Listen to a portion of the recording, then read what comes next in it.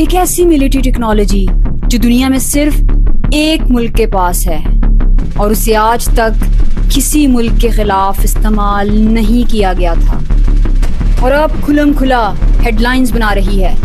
यहाँ हम बात कर रहे हैं अमेरिका के GBU-57 बंकर बस्टर बॉम्ब की, जिसे ईरान के 3 न्यूक्लियर साइट्स पर इस्तेमाल किया गया है और तारीख में पहली बार इस बंकर बस्टर को यूज़ किया गया है किसी भी मुल्क के खिलाफ।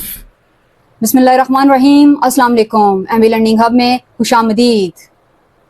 किसी भी सॉवरेन स्टेट को इन्फॉर्म किए बगैर, वार्न किए बगैर उसकी न्यूक्लियर साइट्स पर अटैक करना, ये इंटरनेशनल लॉ की वायलेशन है और ये वायलेशन हमारे so called peace maker Donald Trump साहब कर चुके हैं।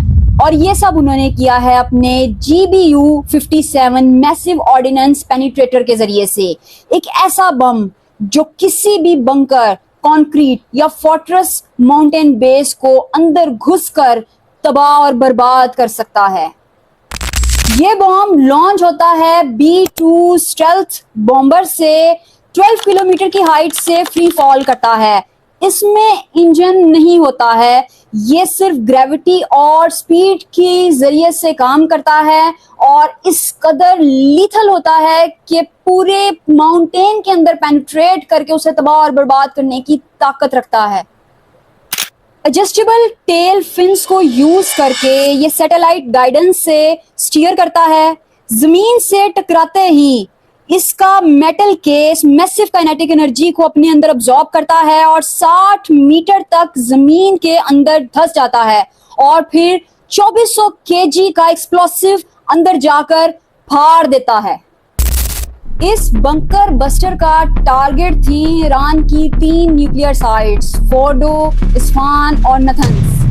इन तीनों न्यूक्लियर साइट्स को इस बंकर बस्टर के जरिए से तबाह किया गया। स्पेशली जो फोर्डो है, ये तो पहाड़ों के नीचे छुपा हुआ है और इतना गहरा है जितना चैनल टनल है।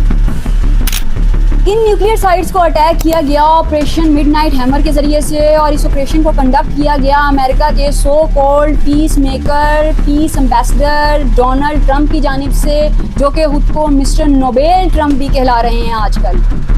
मिस्टर नोबेल ट्रंप ने ये अटैक जो GBU-57 के जरिए से किया, इसका पर्पस था अमन का पैगाम भेजना और ये उन्होंने 30,000 पाउंड एक्सप्लोसिव डिप्लोमेसी के जरिए से किया।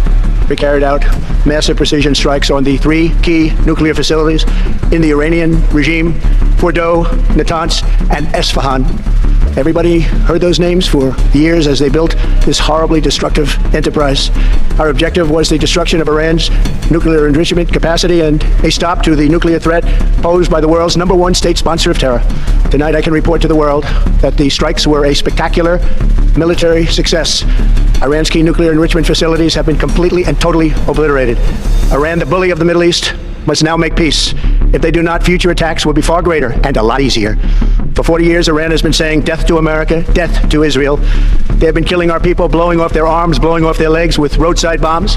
That was their specialty. We lost over 1,000 people, and hundreds of thousands throughout the Middle East and around the world have died as a direct result of their hate. In particular, so many were killed by their general, Qasem Soleimani. I decided a long time ago that I would not let this happen. It will not continue. I want to thank and congratulate Prime Minister Bibi Netanyahu.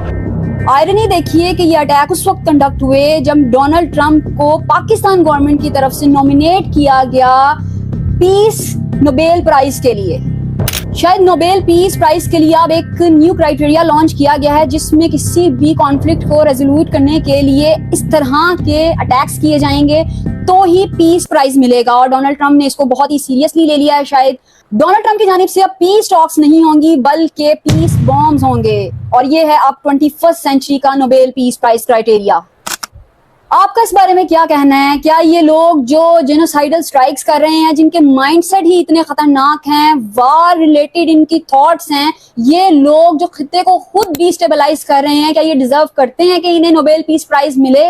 अपनी राय का इज़हार comment section में जरूर कीजिएगा और अगर आपको हमारी वीडियोस अच्छी लग रही हो तो प्लीज हमें बताएं, हमारी वीडियोस को शेयर करें, हमारे चैनल को सब्सक्राइब करना हरगिज मत भूलिएगा। अल्लाह ताला आपका हामी और नासिर हो। अपना बहुत सारा ख्याल रखिएगा। अल्लाह हाफिज।